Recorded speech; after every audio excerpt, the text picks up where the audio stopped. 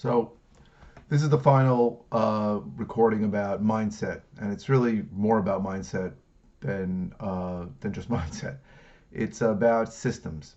So I have a quote above my desk. It says, "Leadership must focus on improving processes, not on performing the work or on repeatedly snuffing out fires.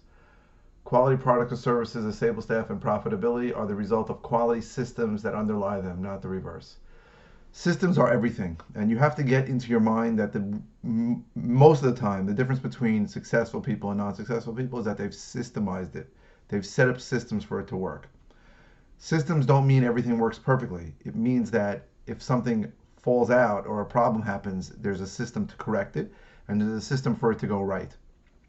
Even for me sending these videos, I had to systemize it. I had to come up with ideas.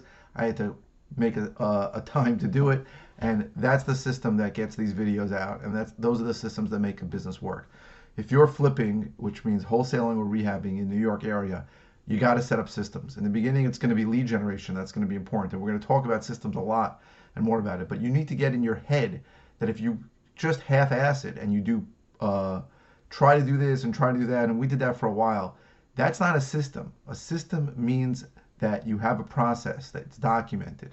It can be on a piece of paper, it can be on a computer, but you're going to do this in a certain way. You're going to make a certain number of calls. You're going to send out a certain amount of mail. You're going to do a certain number of RVM drops. Whatever you're doing, it's got to be systemized, and it needs to be a system. And you need to have that in your head, that if you don't set up systems, you will probably fail. You might work some way, but you can never scale or grow a company that is not set up by its systems and governed by its systems. You need to have that in your head. This is the final episode of Mindset, and we're going to move on to new things coming forward.